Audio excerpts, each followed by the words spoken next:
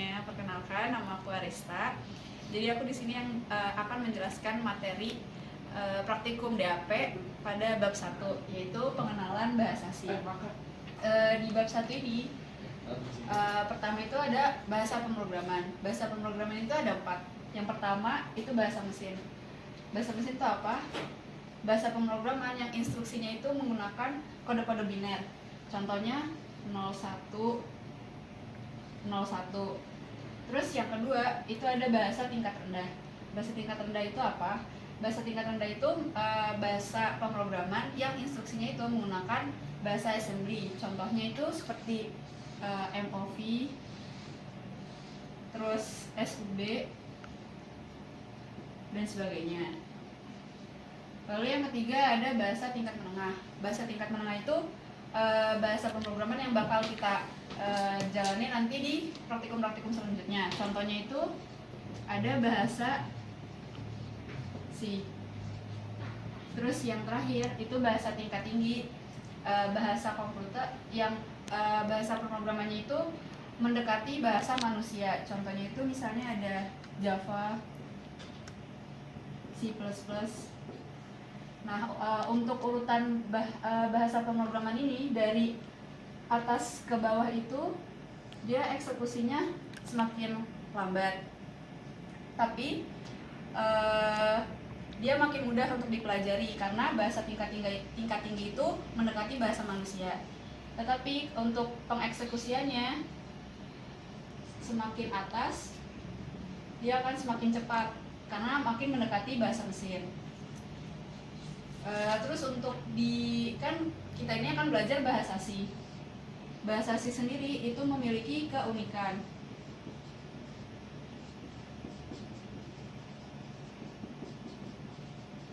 Keunikannya itu apa? Yaitu dia case sensitive. Case sensitive itu jadi ketika dia itu bisa membedakan antara huruf yang kecil dengan huruf yang besar. Jadi misalnya nanti di dalam program kita akan menuliskan printf, P-nya itu tidak boleh huruf besar tapi harus huruf kecil, dan seterusnya. Terus yang selanjutnya itu ada proses pembuatan program dalam bahasa C. Proses pembuatan program dalam bahasa C itu ada 4 langkah. Yang pertama itu editing. Editing itu apa? Editing itu saat programmernya itu mengedit source code ke dalam ke dalam code block yang kita gunakan. Jadi di sini tuh proses mengedit program.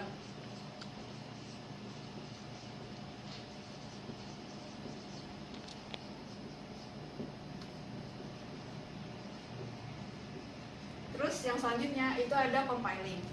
Compiling itu jadi kan tadi kita sudah mengedit program di dalam code block atau devc. Nah, kemudian di compiling ini kita akan mengubah program yang kita gunakan itu ke dalam bahasa mesin. Di dalam compiling itu juga dia nanti akan mendeteksi adanya error atau adanya error yang terjadi. Jadi misalnya kita tidak menuliskan semikolon, itu nanti di proses compiling dia akan memberitahu. Terus kemudian ada linking. Linking itu menyamakan program yang kita gunakan dengan library yang digunakan. Misalnya di dalam program itu kita menggunakan printf. Nanti proses linking itu dia akan menyamakan apakah dia akan menggunakan printf itu kan ada di library stdio.h atau standar input output. Apabila dia tidak menggunakan library ini, maka program tidak akan bisa berjalan. Kemudian ada executing. Executing itu proses terakhir dalam membuat program. Jadi ini proses di mana programmernya itu menjalankan programnya. Halo semuanya, ya jadi perkenalkan namaku Aloy. Nah di sini aku pengen ngejelasin kelanjutan dari subbab bab 1. Judulnya adalah struktur program dalam bahasa C. Nah dalam struktur program bahasa C ini itu ada 3 bagian. Yang pertama ini preprocessor directive. Terus yang kedua ada deklarasi global. Yang terakhir itu fungsi utama. Nah biar lebih gampang penjelasannya atau lebih cepat ngertinya, kita langsung ke contoh programnya aja. Nah, preprocessor directive yang mana, deklarasi global yang mana, terus sama fungsi utama yang mana, gampang. Preprocessor directive, pokoknya yang bagian depannya itu ada tanda pagarnya atau hashtag. Jadi nanti kalian kalau misalkan dalam penghitungan program ada hashtag include, hashtag define, atau ya biasanya sih dua itu sih, hashtag include dan hashtag define. Nah itu adalah bagian dari preprocessor directive. Jadi ini aku tarik aja biar ini preprocessor directive itu yang ada hashtag-hashtagnya itu. Nah untuk deklarasi global itu yang di atasnya main, seperti INTA sama 612 ini. Nah ini sebenarnya nggak cuma satu aja, bisa banyak, bisa INTA sama 612 atau float B sama dengan berapa, atau misalkan char apa, pokoknya yang ada di dalam sini, yang di dalam bagian sini itu namanya deklarasi global. Mau sebanyak apapun itu namanya juga deklarasi global, pokoknya yang di sebelum main.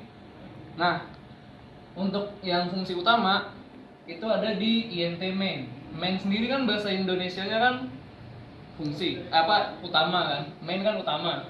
Nah berarti yang di dalam main ini dia adalah fungsi utama, pokoknya yang di setelah kurung kurawal buka dan sebelum kurung kurawal tutup ini, itu namanya fungsi utama.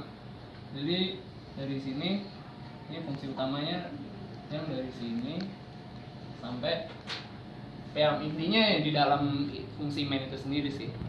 Udah sih, gampang kan? Cuman kayak gitu doang penjelasannya untuk yang dari struktur bahasa dalam bahasa C.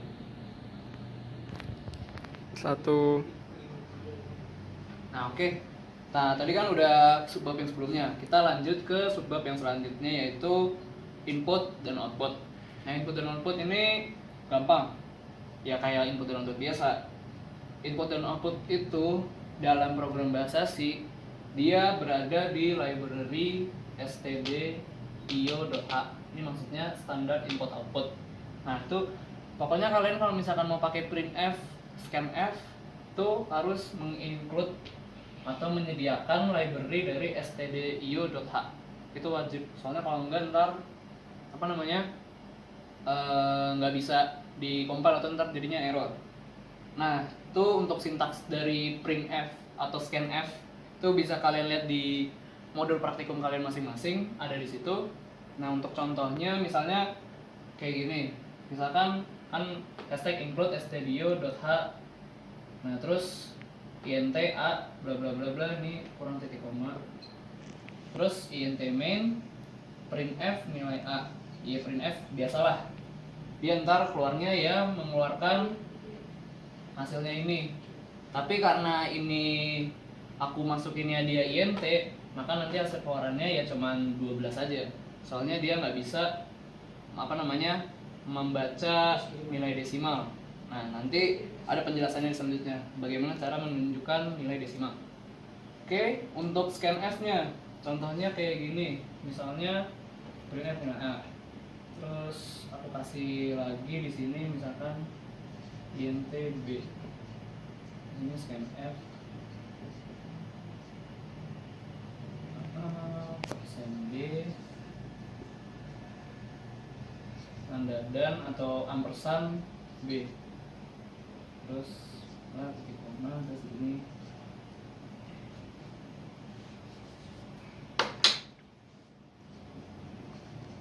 printf nilai dari b sama dengan persen b, koma b. Nah, kalau untuk contoh scanf tuh kayak gini. Jadi kalian nulis scanf. Scanf tuh buat apa? Scanf itu perintah di mana nantinya user atau pengguna dari program tersebut bisa melakukan input dari suatu program. Jadinya kalau misalkan kalian bikin program yang pengen usernya menginput sesuatu, kalian gunain scanf. Jadinya sintaksnya kayak gini, misalnya contohnya ini, scanf persen d, ampersand b. Ini tanda ampersand ya. Nah itu harus apa namanya sintaksnya kalau misalnya untuk scanf harus jangan lupa, ini kadang apa namanya orang-orang suka kadang lupa untuk memberi apa namanya tanda ampersand di sini. Karena kalau misalkan nggak dikasih tanda ampersand, nanti dia programnya bakal error atau dia bakal looping terus, nanti kayak stop working gitu programnya. Nah, untuk di sininya %d ini kondisional. Bisa kalian kalau misalnya ini kan dalam kasus ini aku pengennya dia bertipe INT, kan di sini INT B, dia masukinnya ke B, aku kasih dia INT, jadinya dia ininya %d atau desimal. Nah, kalau kalian pengen apa namanya tipe datanya float, jadi ini harus diganti dulu. Ini diganti jadi float, kan float B, terus yang ini diganti dari %d ke jadinya %f ampersand B. Nah, terus yang di sini jangan lupa juga diganti jadinya %f, biar dia bisa menampilkan nilai desimal.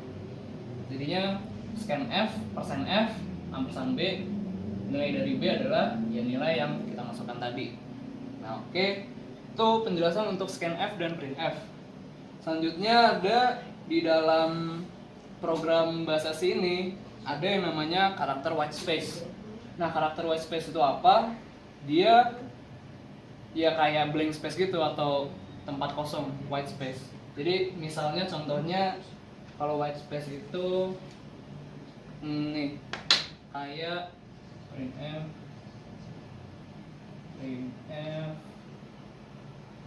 adalah ya masalah aja ini. Nah, terus \n. Nah, \n ini dia itu adalah salah satu tipe dari atau salah satu ya tipe dari white space. Apa guna dari \n ini? \n ini gunanya untuk melakukan perintah agar penulisan yang selanjutnya, misalkan di sini ada printf lagi, misalkan adalah kucing, spasi kayak apa namanya atau enter ke bawah kucing. Jadi hasil outputan yang dari sini adalah kucing. Nah, bedanya kalau misalkan nggak diberi tanda atau perintah apa namanya white space-nya ini, \n ini, nanti dia bukan kayak gini keluarannya, tapi jadinya adalah kucing. Nah, ini sama halnya kalau misalnya white space yang lain adalah \t. Jangan lupa ya, backslash bukan garis miring, beda. Kalau backslash-nya apa? Backslash t ini apa? Dia gunanya untuk memberikan tanda tab, atau seperti kalau misalkan kita gampangnya ketika kita menulis di Word, kita pengen memberi jarak antara ketikan itu, kita mencet tab, dia akan memberi apa namanya spasi kosong gitu kan. Nah, itu fungsinya juga sama untuk memberi tab tersebut. Nah, terus ada yang namanya placeholder. Kalau misalkan dilihat di itu ada tadi kan white space, sekarang placeholder.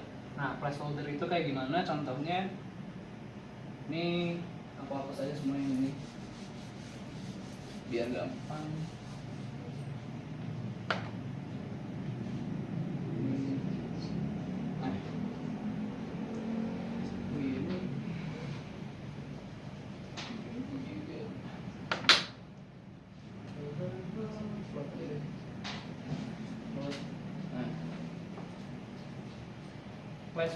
Placeholder itu apa?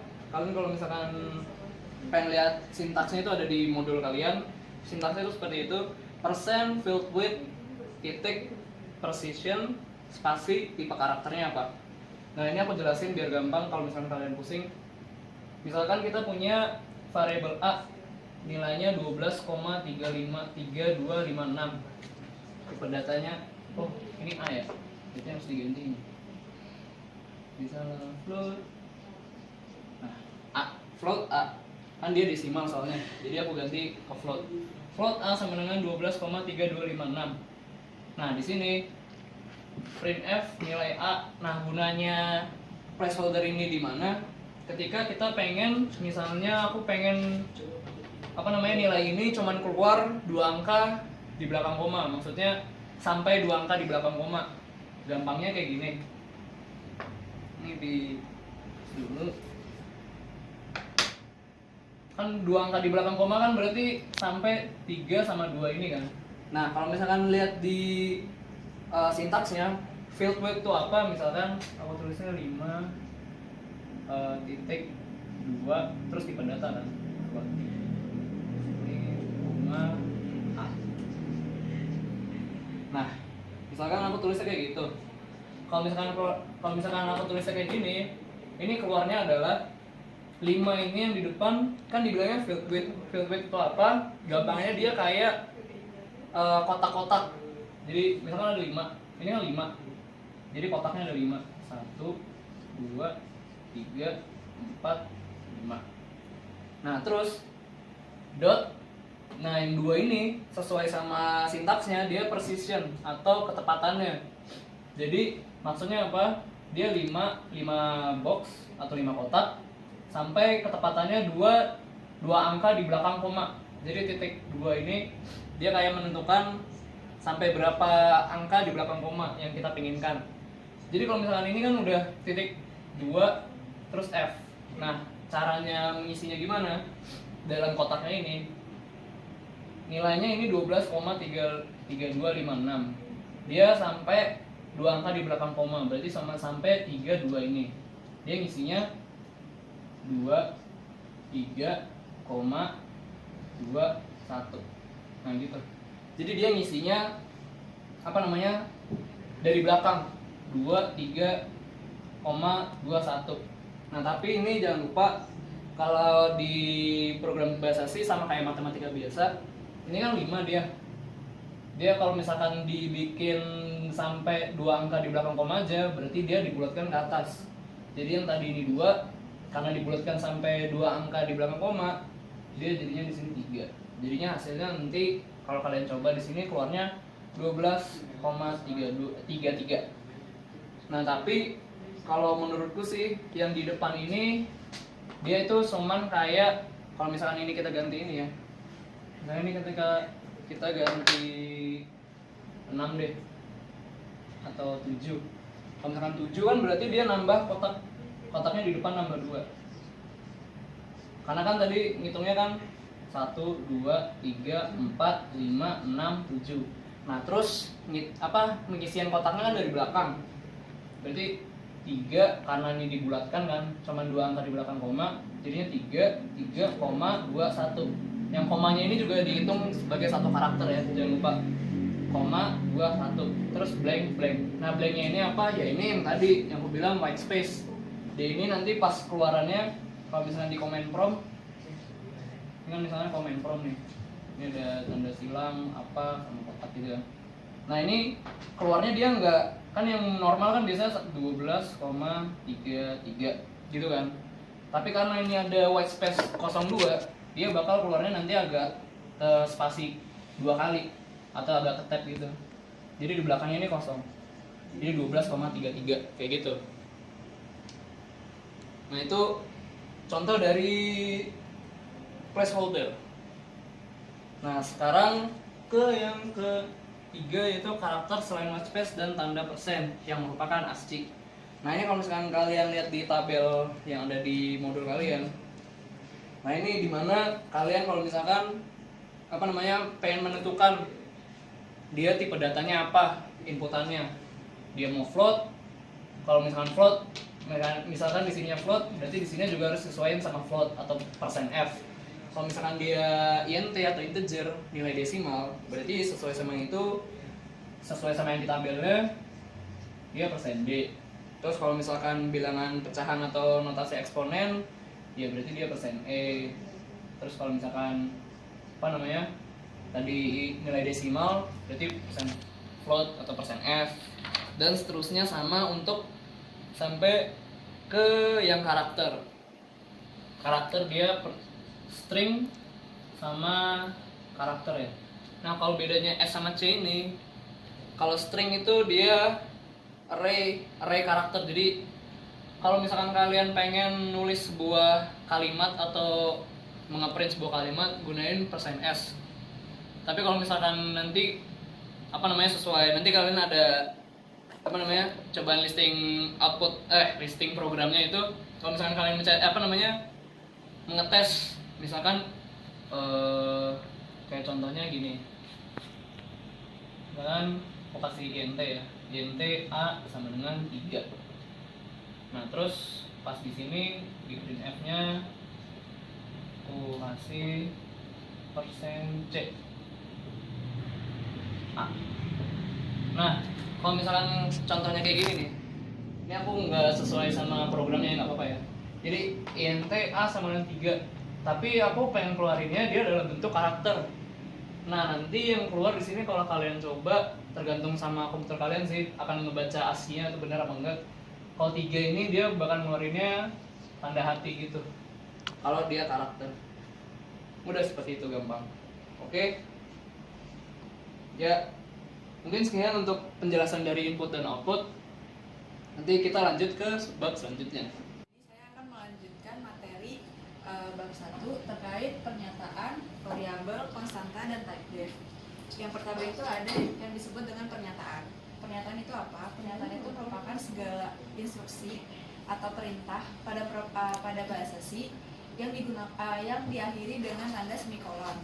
Semisal, dia di dalam program ini float A sama dengan 12,3256 semikolon, ini merupakan satu pernyataan.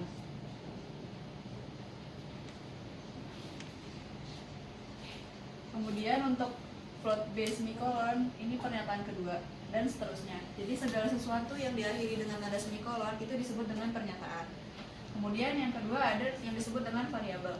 Variabel itu merupakan sebuah bagian memori dalam bahasa C yang menyimpan satu data atau satu informasi dalam satu waktu. Variabel sendiri itu memiliki dua sintaks. Yang pertama, tipe data, nama variabel. Dan yang kedua itu tipe data, nama variabel sama dengan nilai awal.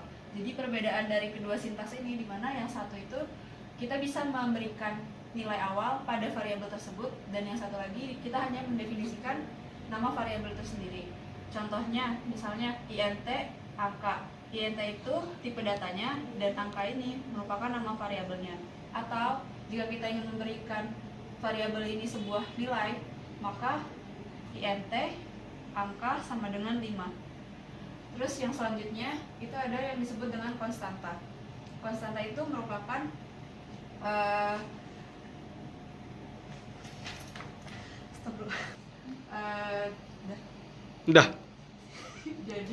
jadi konstanta itu merupakan variabel yang nilainya tidak dapat berubah apabila program itu telah dideklarasikan.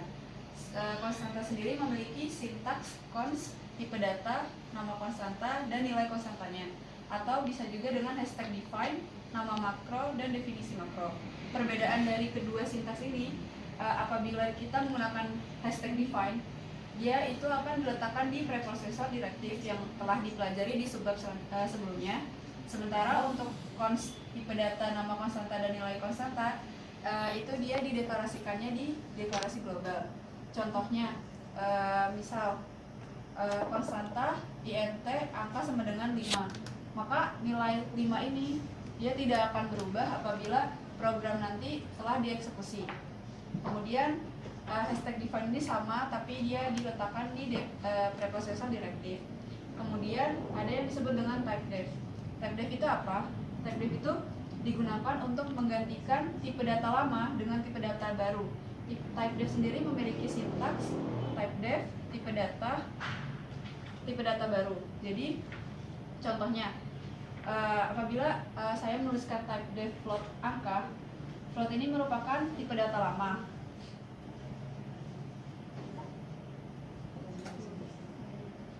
Kemudian angka ini merupakan tipe data yang baru.